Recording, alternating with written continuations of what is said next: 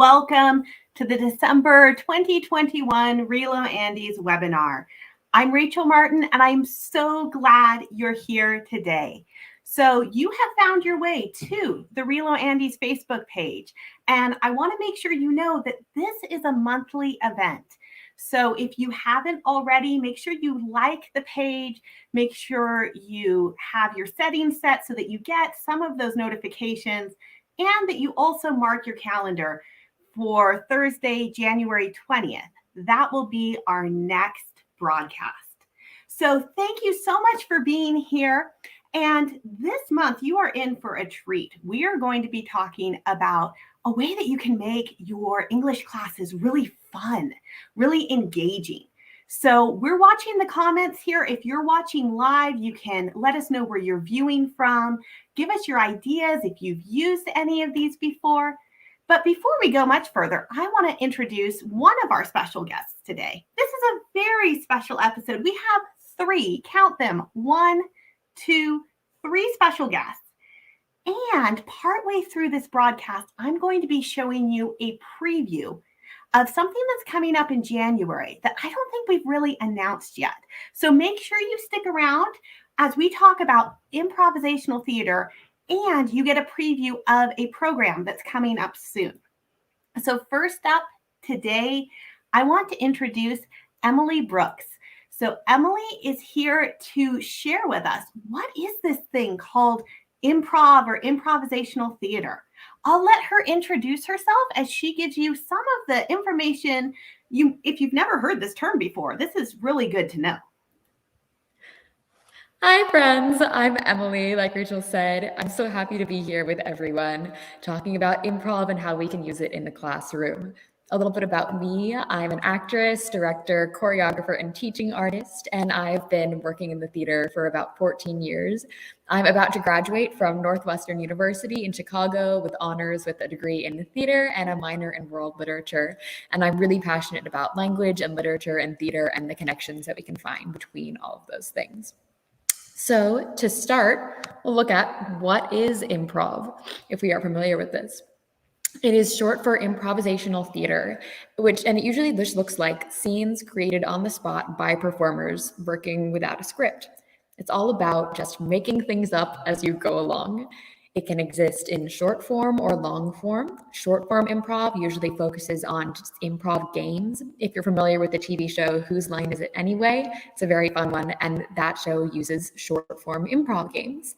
They are usually guided by audience suggestions, and each scene or scenario that actors play out may last only a few minutes. Long-form improv ideas will take a prompt, also often from an audience member, and as the name suggests, will go a little bit longer, usually something like 15 to 25 minutes. While improv isn't necessarily collaborative by definition, it could hypothetically be done alone. Usually, improv happens between at least 2 actors, a performer and their scene partner or scene partners. Improv at its most fun is very collaborative, and that's one of my favorite things about it. Improv might seem intimidating at first. It definitely was to me. Going without a script, without any kind of preparation can be very scary. But there are some general principles guiding improv, which can make this really crazy sounding thing actually very possible. And as we look at some of those general principles, it'll also really highlight how a lot of the skills that improv practice hones can carry beyond improv and be really useful in developing general speaking and communication and collaboration tools. For this list, I'm particularly drawing on a list that Tina Fey offers. She definitely knows what she's doing in terms of improv, but these principles are not unique to her. They're ones that many theater artists who use improv talk about and use. So to start, the first principle of improv is agreeing, saying yes. That doesn't mean that everyone has to get along, but it means that you and your scene partner or scene partners must agree on a given set of circumstances that will be the foundation of the story that you're creating together in that moment. For example, if I'm improvising and I start with, wow, it's a great day to be on the beach, and my scene partner says, we're on the beach, we're on a ski slope, then the improv scene is dead. Where are we going to go, right? We haven't even decided where we're starting. But if I say, wow, it's great to be on the beach, and my scene partner says, I can't wait to get into the water, I hope it's not too cold, then we have a scene. We've agreed that the stage is now a sandy beach, and we can keep moving forward and creating more together. Of course, this principle doesn't mean that you have to agree with everyone in your life all the time, but this kind of practice really challenges you to come from a place of yes and keep an open mind, which can be hard, especially when you're doing that very tricky kind of collaboration that is working in a language that is not your first language. This practice really challenges us to try and understand where others are coming from before discrediting them, helps us get comfortable with saving no as a conscious choice and maybe even a last resort and not just a default, and challenges us to really respect what others create. The next principle is that just yes isn't enough. You must say yes and add to the discussion. In that example that I just offered, when I said, wow, it's a great day to be at the beach, my scene partner didn't just say, yes, we're at the beach. They added on. They said, and they said, I can't wait to get in the water. I hope it's not too cold. That added value to the scene and the story we were telling. Now the audience knows not just that we're at the beach, but that it's cold and we plan to enjoy the ocean as opposed to looking for gold or taking a yoga class. So to me, I think this rule really challenges you to contribute, to jump in and get creative and offer things to the conversation. And that's valuable whether you're developing an ad campaign or deciding where to eat dinner or using language in any sort of way. Giving your thoughts and having a say is very important. And I love how fun it is to get comfortable with that in the very fun, silly, playful, low stakes context that is improv. The third principle is to make confident statements, make confident proposals. When you say something and you're improvising, mean it and stand behind it. How convincing would this proposal be if I was watching someone improvise and they started with, are we at the beach? Maybe I'll go in the water. I think it's warm today. Those kind of very tentative question-like offerings don't give an improv scene the same kind of energy and drive to successfully really create a story that confident proposals do.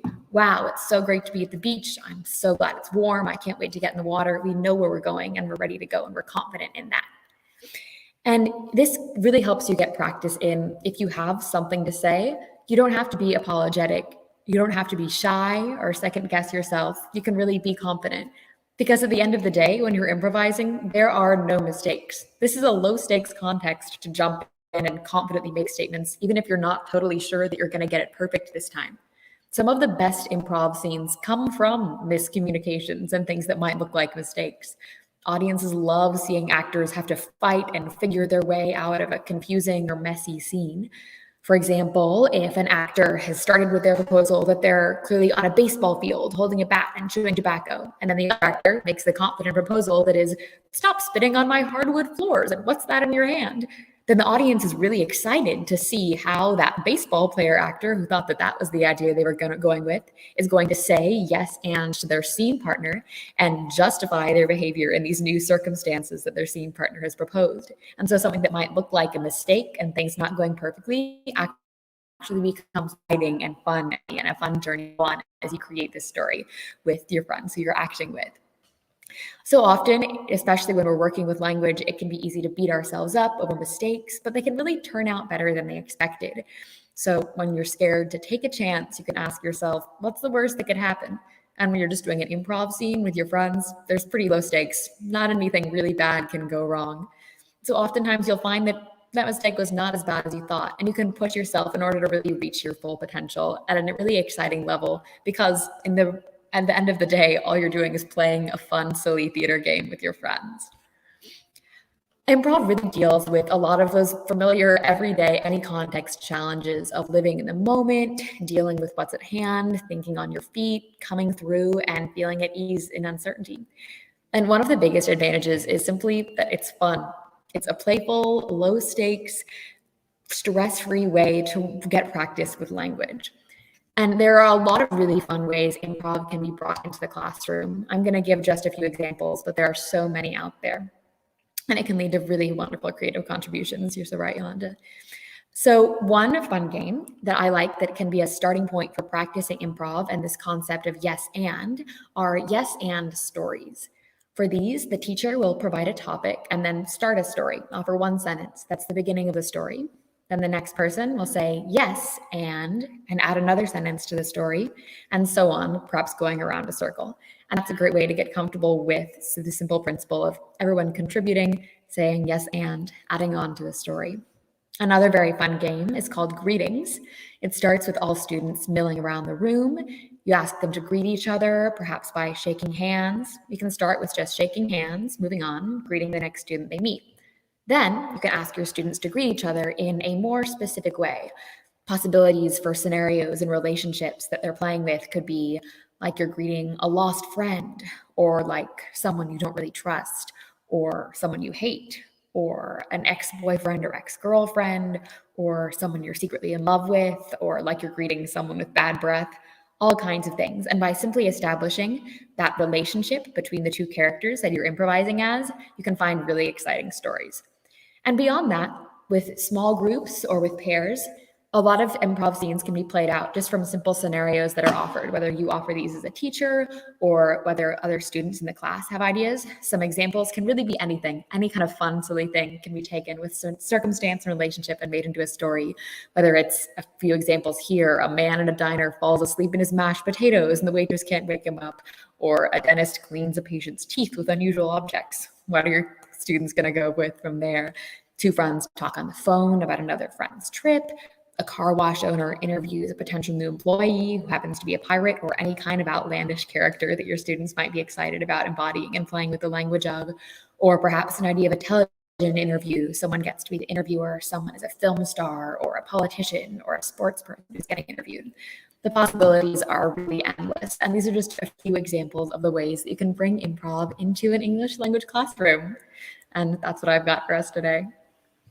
Thank you so much, Emily, for sharing that overview and each of these specific ideas. I have to say, I've never interviewed someone as a pirate, and I think I'm going to do that one in class soon. But a lot of these other ones I've seen.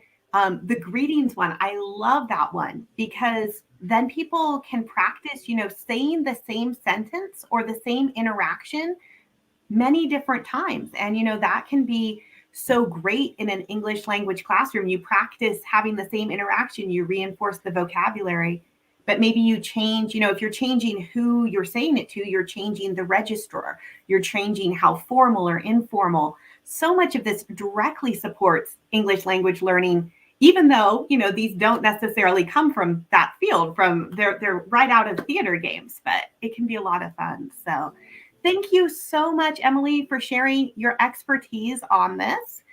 And we're going to move on here. I want to share some of my thoughts, some of my experiences as an English teacher who has used this. So we heard from Emily. She's an actress. She has a lot of on-stage experience. I've seen some of her productions over the years.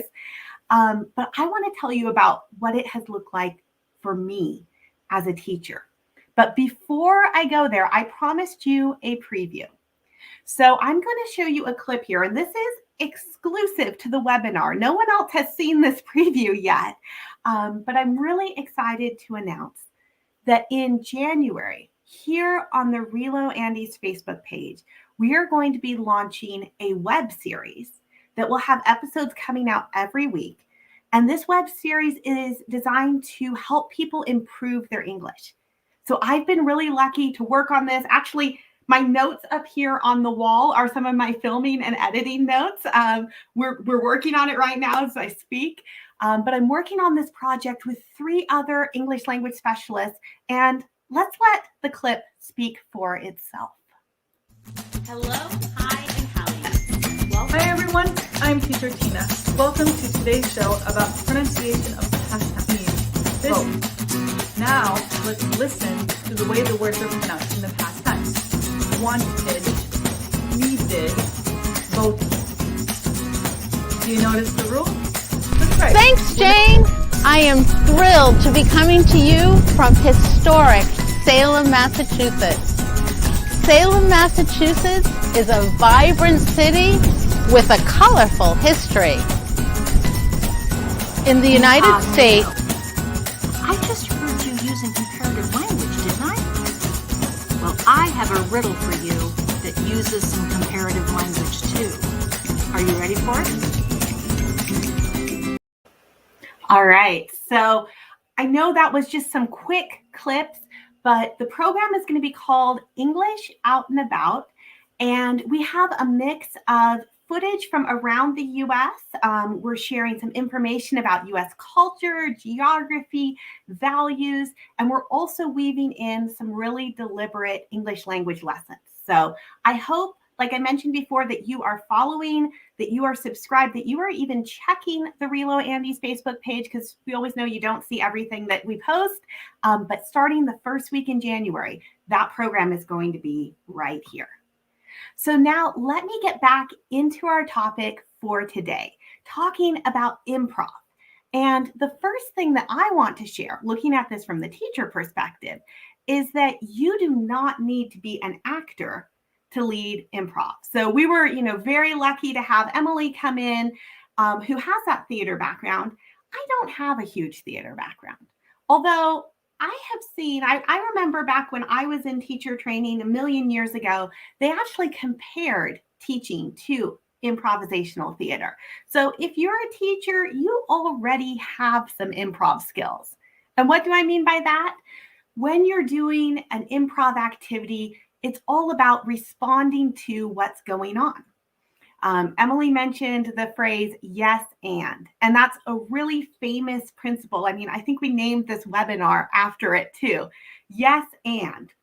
Well, as teachers, we're saying yes and all the time. Everything changes in your class. You think you have a plan and then something happens and we're used to going, okay, yes, and that's a teachable moment. Or yes, and I see we need to work on that some more. So you already have way more experience with improv than what you realize. But for activities such as this that you might teach your students, let's talk about them just a little bit more. A really important thing is that improv can be verbal and nonverbal. So I know the 3 examples that Emily shared were really language-based, and that's great. We're language teachers. But I want you to remember that improv is also about reading, what's someone doing with their body. And the reason I mention this is because how I really got into using improv in my classes is because improv can be used to build empathy. And the American actor Alan Alda has written books. He actually has established a whole center where he works with scientists to teach improv and theater activities to scientists so that they build their communication skills, so that they can more effectively convey their scientific topics. And his fundamental belief on this, which I've done some training in this, is that improv builds empathy. And don't we want that in our students? So sometimes those nonverbal improv games, one that I like to do, you pair up 2 students and you have one student designated to lead, one student designated to follow, and they just have to make a gesture, an arm gesture. It's really interesting to watch that evolve because at first, you're playing catch up. Your partner is raising and lowering their hand and it takes you a bit to get there. But just in the course of a minute or 2 minutes, you start to get more in sync because you become attuned. You really start observing the other person. And that's a valuable skill. Anytime I talk about listening or speaking, it really begins, I believe, with observing, with watching the other person to seeing how they respond. And improv and theater games can build that skill of really watching the other person and responding to them, both verbally and non-verbally.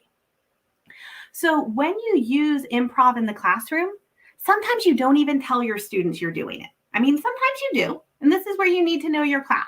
Is this a class that's going to love the fact that you've brought in a game? It's a theater game. Yep, like Gabby just said there in the chat, is this something that your students are going to be excited about? Or other classes I've taught, maybe students lacked the confidence there, just like Claudia mentioned. Maybe they would have been intimidated if I told them, starting on Monday, we're going to do theater games. So you can choose whether you tell it to them or whether you just start incorporating a few of these activities.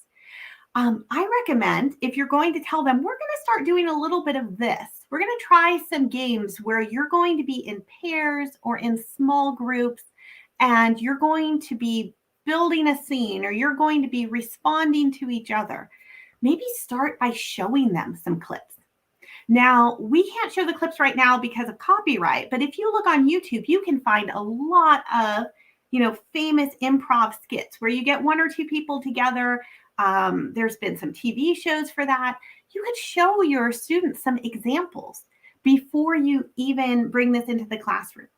And when you show those examples, one of the main things that I would emphasize is how often there's a mistake or a moment of confusion, because one of the most valuable things about improv activities and theater games in general, and Emily mentioned this before, is that they're incredibly low stakes.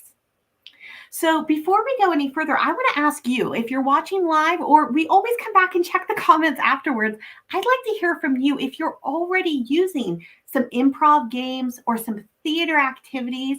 So when I say start with just one or two, get your students into the routine, just like we do with almost every other activity.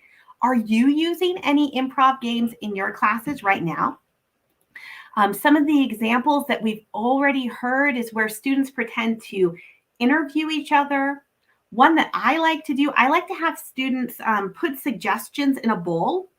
And, this can help keep you on topic with your vocabulary. If you put maybe locations, or if you put items, something that's been in your last chapter, your last unit, and students draw it out of the bowl, and then they have to add that into their role play or add that into their scenario.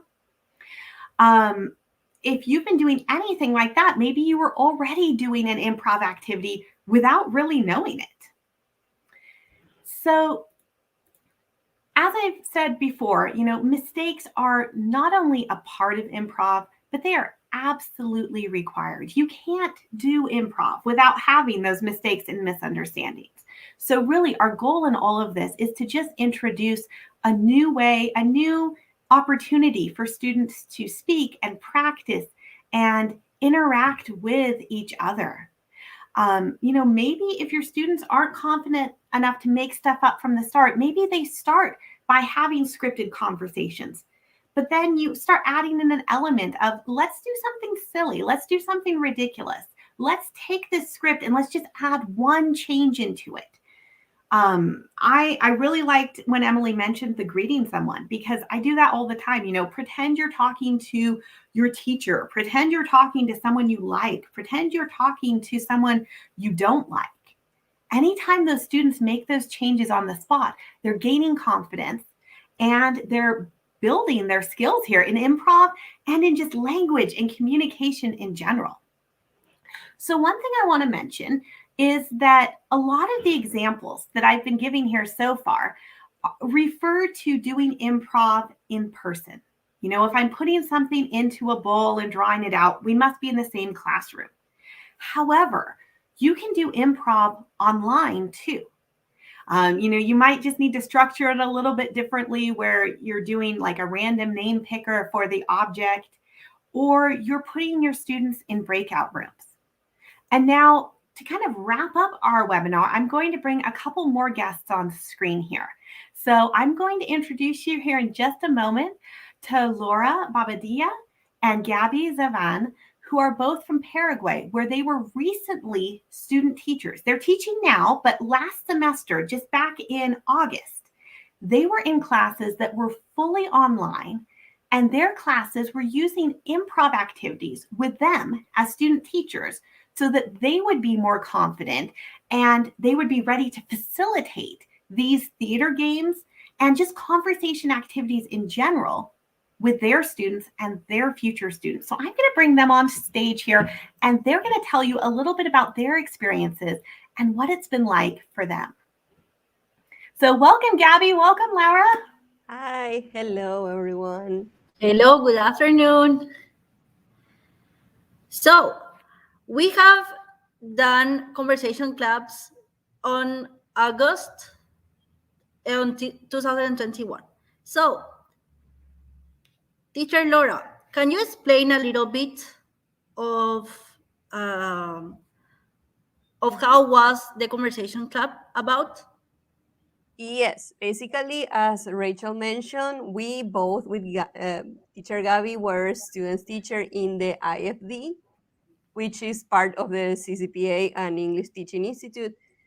The CCPA offered what is called the Express English program for students that wanted to go into intensive English programs.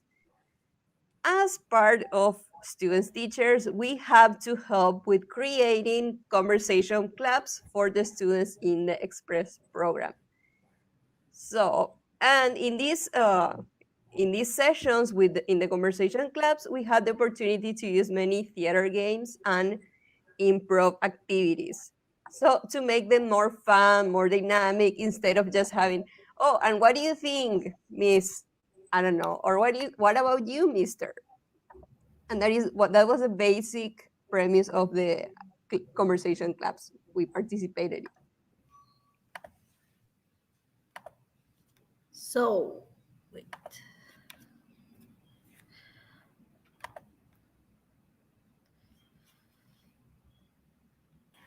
Let's see. Sorry there. It looks like we're having a little bit of a technical problem. Let me see if we can bring that up here, what you were looking at. So you did these activities first as a group of students yourself, and then Yes. I believe you took them out and did them with teachers as well. Exactly. Yes.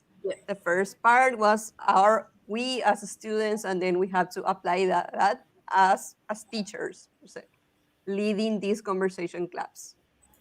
Fantastic. So can you tell me a little bit about how it improved your experience, how you felt doing it? Was it hard? Was it easy for you? What was it like? Because this was all online and it was your first time doing some of these activities, right? Exactly. Yes. For me particularly, it improved a lot in the confidence I had in class, because when you give the students freedom to create their own conversations, pick their own topics, they naturally want to talk more, they want to participate more. So you as a teacher feel more confident. And also, it helped me a little bit to see how improv and theater games work better in the online environment, because it's different. You think that maybe the activity will take you 10 minutes, but actually, when you are working with breakout rooms and all that, maybe you have to prepare for 15 minutes or more. Oh, the Teacher timing is Gabby? so different online, isn't it? Yes, definitely. Well, I improved a lot on planning a conversation club, because we are, as English teachers, we are used to plan a class to do grammar or reading or writing. And I really improved in planning for a conversation club, because we have to focus just on the conversational skills. So that was my improvement. And I felt a little bit nervous the first time, because I was not used. My comfort zone is children, and I have to face adults, so it was not easy at all for me. But as teacher Laura told all of you, the first session, it was not that easy, because the students were like a little bit, they don't want to participate, or they were just meeting us, so they don't want to participate that much. But again, when the second session came, they were like more, they felt more confident with us. So when we did the different activities, it went really well, and they participate a lot more than the first time. So I think that really leads us in there to maybe if you have some advice for teachers who haven't led this online before, because I mean, what you're saying right there is, don't worry if they're not talking quite so much in the first one. It can take them some time to warm up to the experience, right? One of the Exactly. first advices will be like, you don't have to be afraid of using the theater or improve activities, because at first it will be like kind of difficult to do it. But again, once you've done the first time, on the second time or the third time, you are going to improve a lot more, doing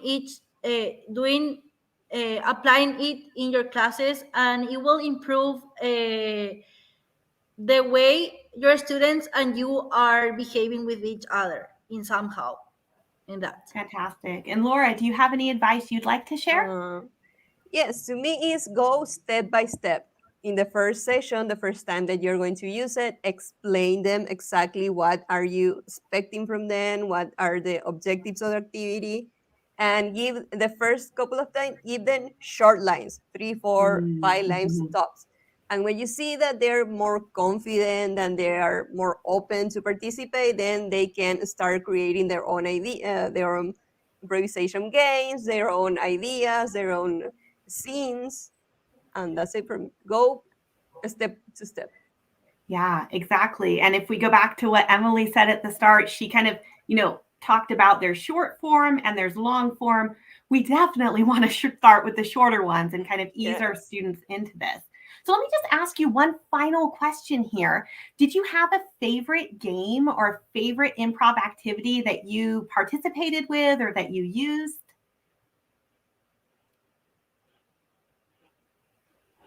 For me, was using Jamboard with my students, because at first it was like the first, as I told you, it was like the first session they didn't want to participate that much, but again, using the Jamboard on the session helped them to like, they don't wanted to speak, so they wrote on the Jamboard, and on the at the end of the session I asked for volunteers to read the answers that they wrote on the Jamboard. So that is a way that I found best for my students to practice the conversational skills in that. Fantastic. I mean, Jamboard, I think, has been such a great source for creativity. And also, as you were using it as a support so that students could maybe organize their ideas and then also use it for conversation. A lot of fun there. Laura, did you have a favorite improv game? Yes, the one that I liked the most was the one where they have to role play being interviewers and celebrities. They have to practice the famous "Have you ever?" to practice how to tell their own experiences. So yes, they had to go in breakout rooms. They have to practice a little bit. One of the in pairs, one have to be the interviewer, the other one the celebrity.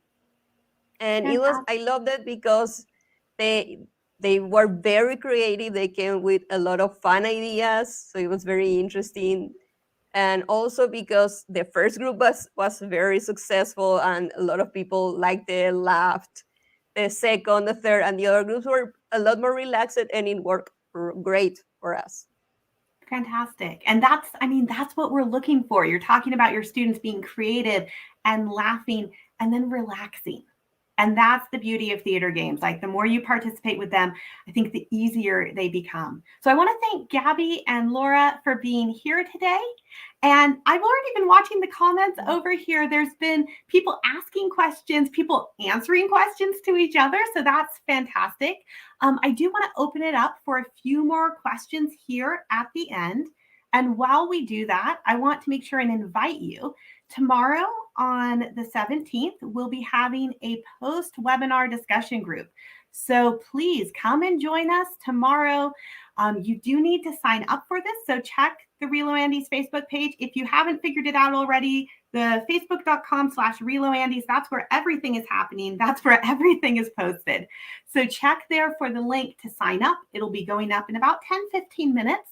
And you can join me tomorrow. We'll have a bit more of a conversation. We're usually a fairly small group, not tiny, but a fairly small group. So we can share, maybe we can even play a few improv games while we are on the call tomorrow.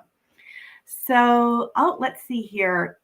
People are sharing some of their ideas over here in the chat, talking about celebrities, playing Never Have I Ever. There's so many fun things we can do with it. So I hope we've inspired you a bit to just do those creative things with your classes.